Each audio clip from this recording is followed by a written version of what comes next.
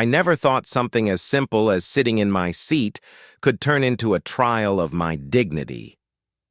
The moment I stepped onto that plane, I felt a rush of excitement. The air smelled faintly of coffee and disinfectant. My hands clutched my boarding, passed tighter than I should have, because this trip meant something.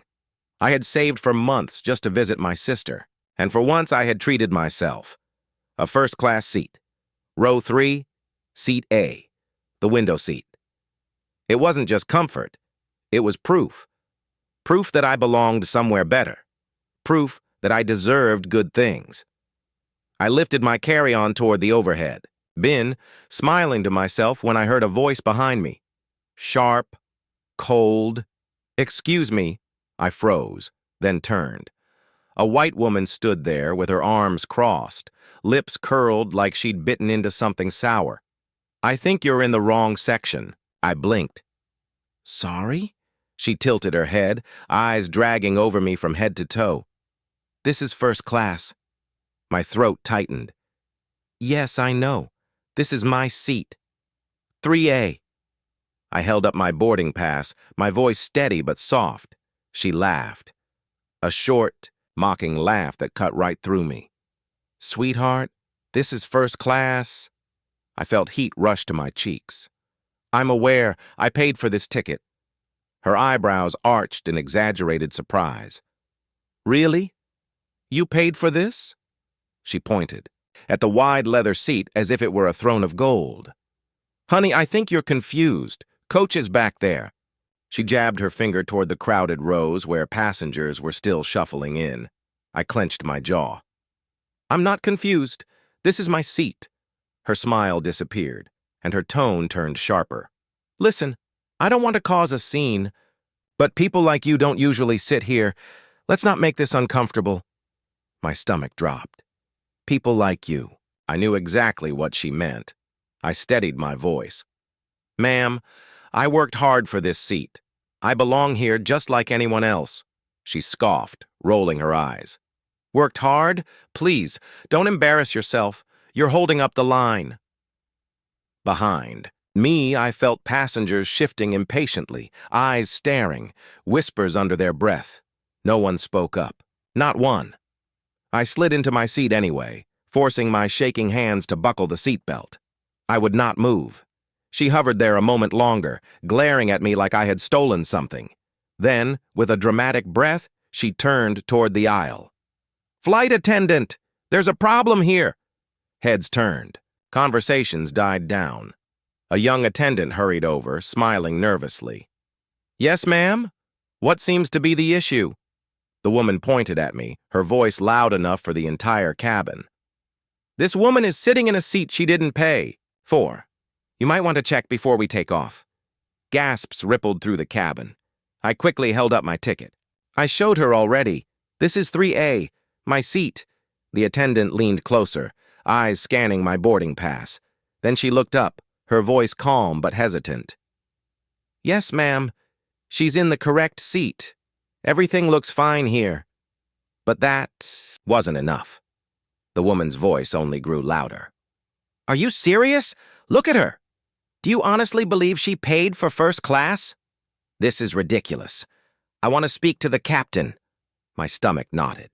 My skin burned with shame as passengers stared. The attendant tried again, flustered.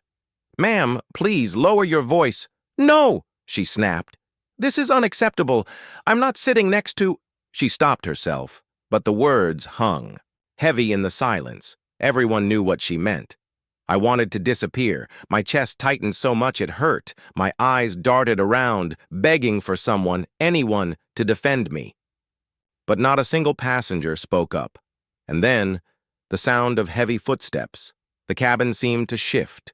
The captain himself appeared, tall, commanding in his crisp navy uniform. The woman's expression changed instantly.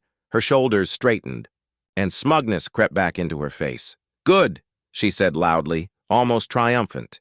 "Finally someone in charge. You need to remove her. She doesn't belong in first class." I couldn't breathe. My heart pounded so hard I could hear it in my ears. The captain's eyes moved from her to me. His face was unreadable, his silence stretching on like an eternity. Every passenger leaned in, waiting. He opened his mouth, and what he said next made the entire cabin gasp. The air inside that cabin felt heavy. Every breath I took carried the weight of judgment.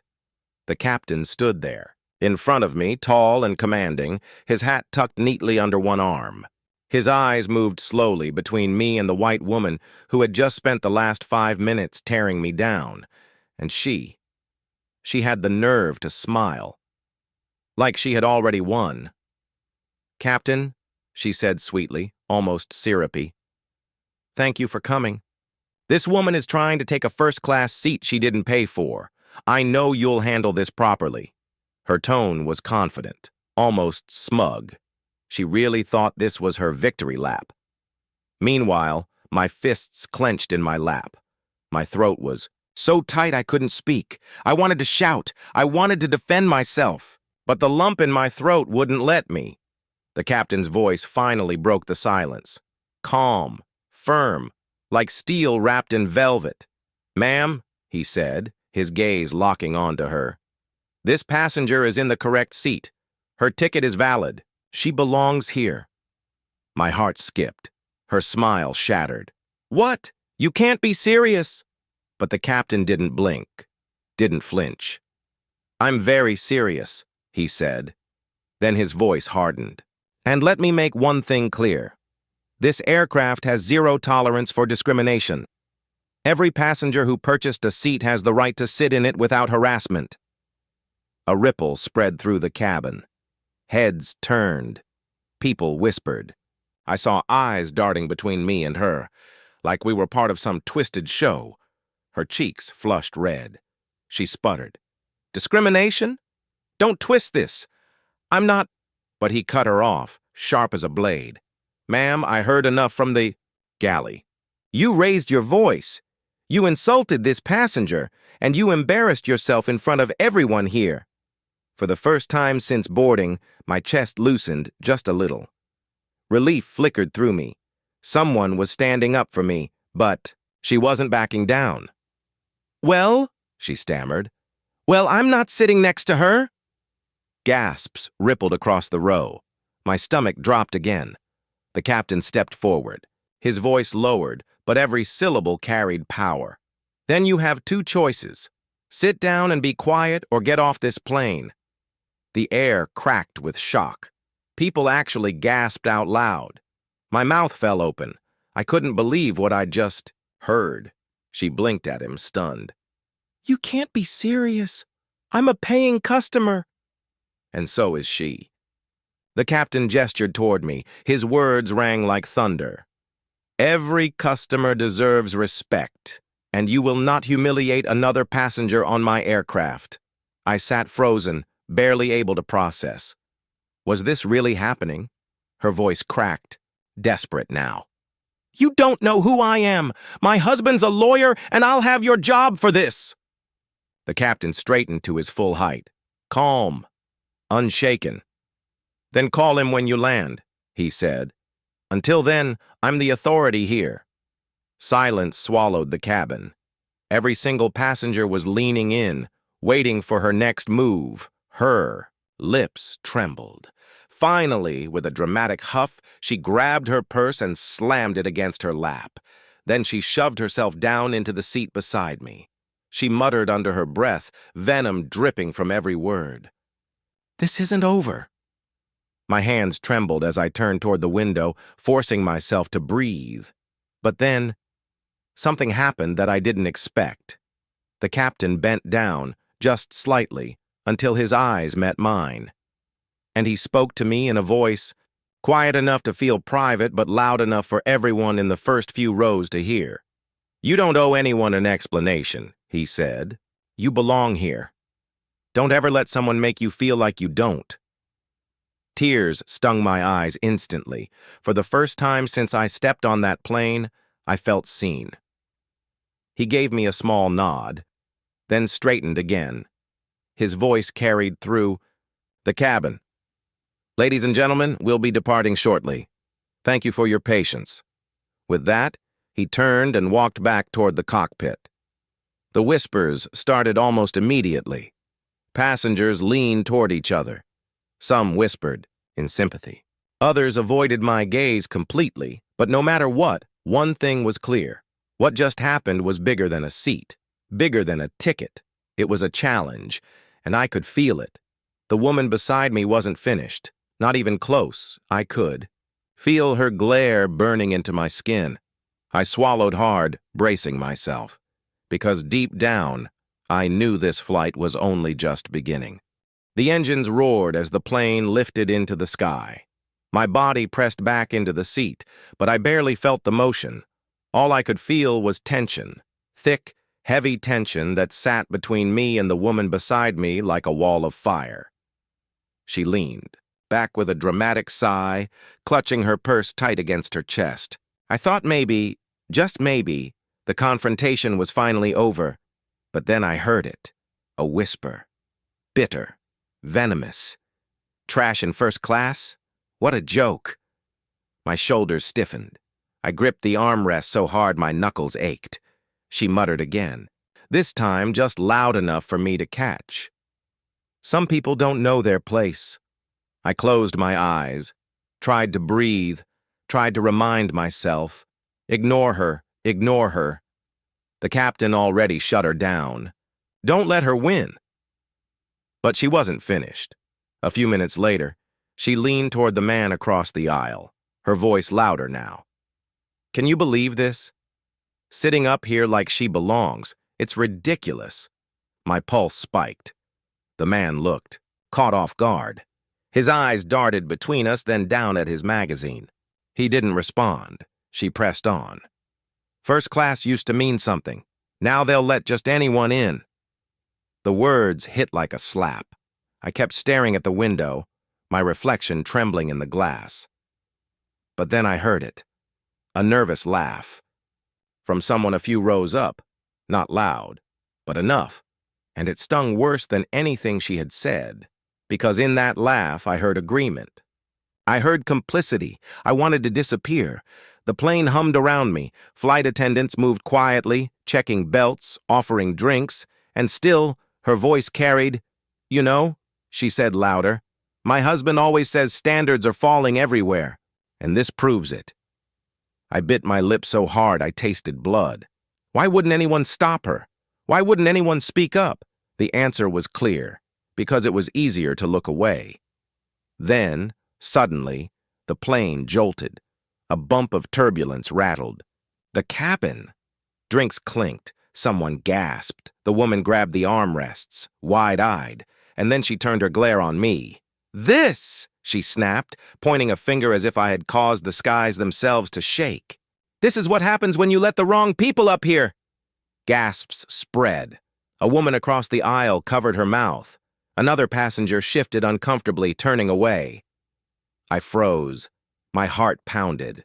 That was it. That was the moment. Something inside me snapped. I turned my head slowly, locking eyes with her. My voice came out stronger than I thought it would. "Enough." She blinked, caught off guard. "Excuse me?" I sat up straighter, my chest rising with every word. My voice grew. Louder, loud enough for the entire section to hear. "You've been whispering insults since we took off. You've tried to humiliate me in front of strangers, and you think you can keep doing it because nobody here will call you out."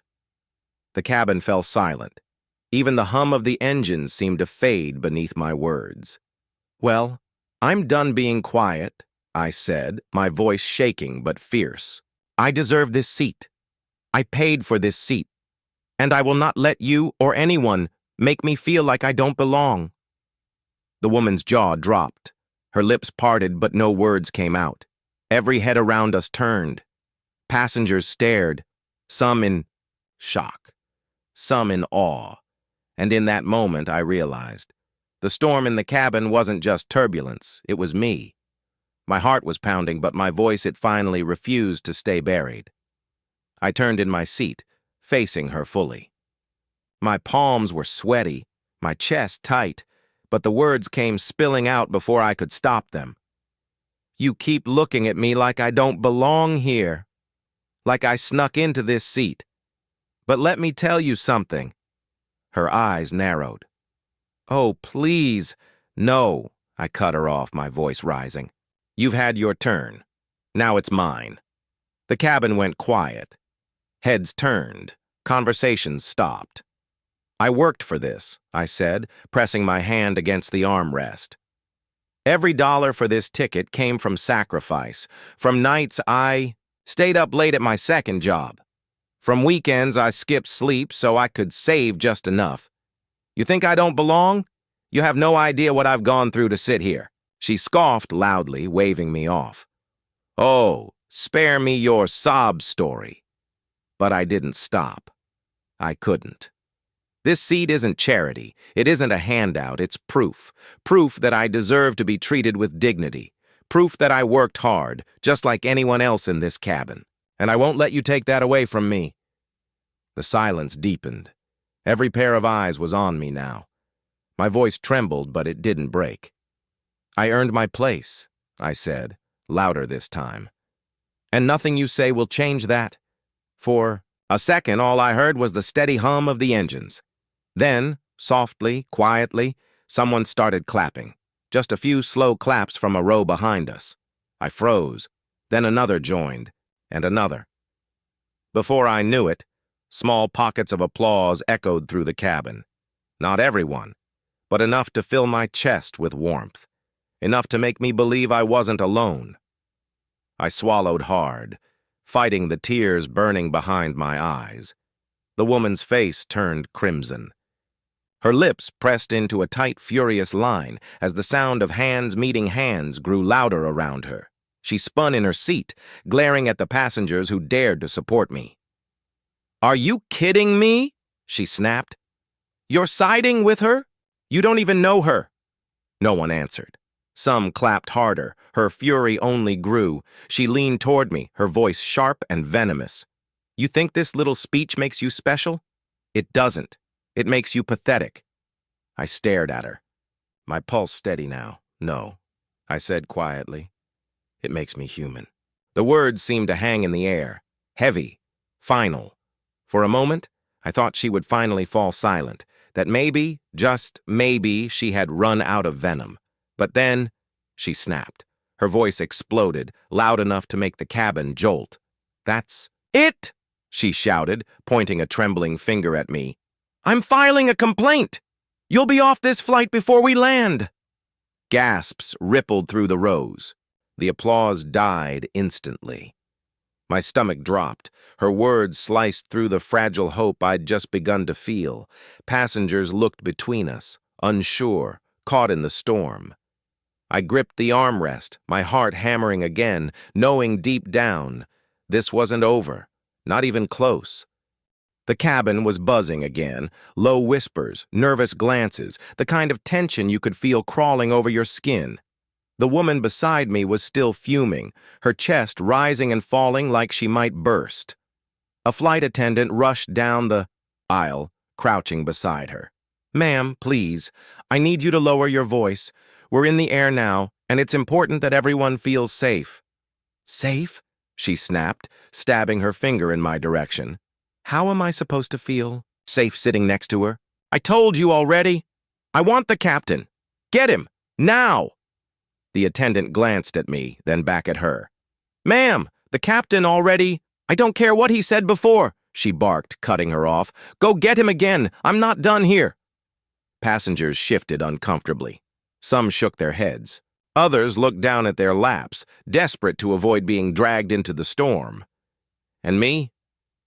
I just sat there, silent, bracing myself, because I knew this wasn't over.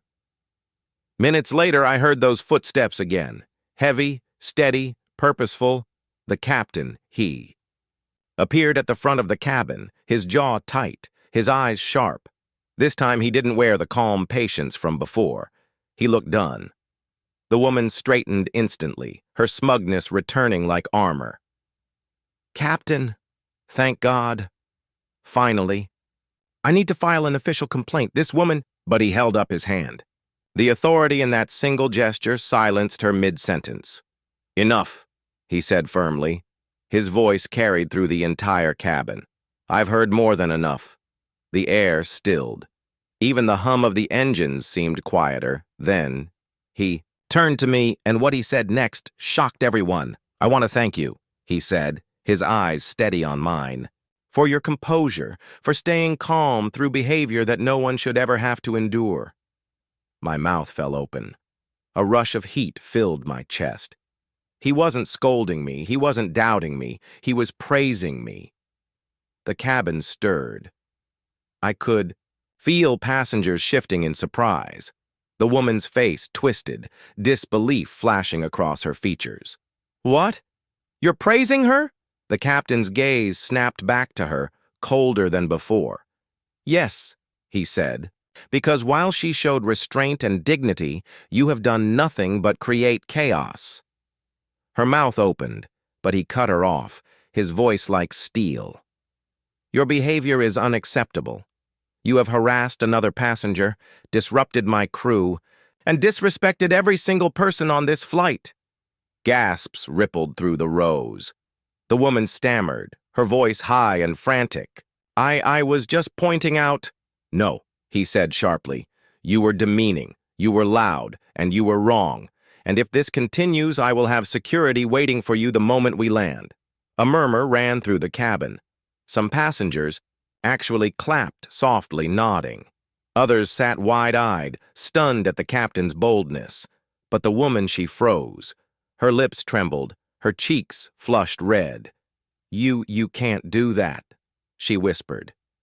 You can't have me escorted like some criminal. He leaned slightly closer, his tone measured, deliberate. I can, and I will, if you give me reason. The words hung in the air like thunder. I sat frozen, my heart pounding. Relief washed over me in waves, but also disbelief. Was this really happening? Was someone actually holding her accountable? Her hands shook as she clutched her purse tighter. She looked around desperately, as if begging someone, anyone, to back her up. But no one moved. Not a single passenger spoke for her. And then, just when I thought the storm had finally broken, I heard movement from behind, a loud scrape, the sound of a seatbelt clicking free, then heavy footsteps storming up the aisle, a man's voice low but seething with anger. What's going on here? Who dares talk to my wife like that? The entire cabin turned as he appeared, broad-shouldered, red-faced, his tie loose from business class. His eyes locked on the captain first, then on me, her husband. And from the look on his face, this was about to get even uglier. The moment he stormed in, the air shifted. His footsteps pounded down the aisle and all eyes snapped to him. A tall man in a loosened business-class tie, face red with fury, shoulders broad like he was ready for battle. And I knew instantly, her husband. He shoved his way past a stunned passenger and jabbed his finger toward the captain. What the hell is going on here? He barked. Who dares talk to my wife like that? The woman, still flushed, still trembling, suddenly straightened, her voice trembling but proud. Finally, you're here. They've been humiliating me, humiliating us. You need to set this right. But his eyes weren't on her. They were on me. His gaze burned with accusation. So it's you, he hissed. You're the one causing all this? I swallowed hard, my chest tight. I haven't done anything but sit here. She's been yelling at me since the beginning, he scoffed.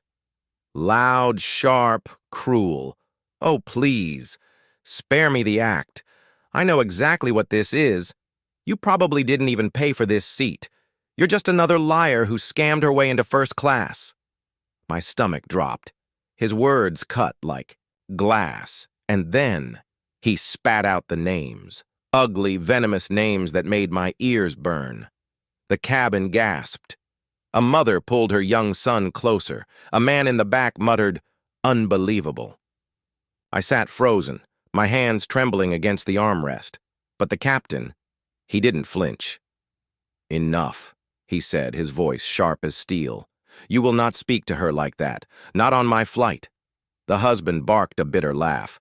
"Oh, don't play hero. I demand you remove her, right now. This is first class, not a charity case. My wife and I paid for peace and comfort, not to sit next to—" He didn't even finish. The captain stepped forward, his jaw tight, his authority filling the cabin. "You don't give orders here. I do." Passengers shifted in their seats, eyes darting between them. The husband sneered. "So that's how it is? You'll side with a liar over paying customers?" "She's not lying," the captain said firmly. "How do you know?" he shot back. "You check her credit card yourself? You see her pull out cash for the upgrade?" The cabin held its breath. The man's voice dripped with arrogance, like he thought he could bully the entire plane into submission. But the captain didn't waver. "I know," he said slowly, his eyes cutting into the man's. "Because I'm the one who put her here." Silence. It was like the oxygen had been sucked out of the room. Every passenger froze. Even the engine's steady hum seemed distant. I blinked, my heart hammering. Did he just say what I think he said? The captain stood tall, his words deliberate, his tone undeniable. "I personally upgraded her to first class." The woman gasped. Her husband's face drained of color. Passengers sat straighter, murmuring in shock. And me? I could barely breathe. Why? Why would he do that? The truth hung in the air, unanswered, as tension crackled like lightning waiting to strike. And I knew whatever came next was going to change everything.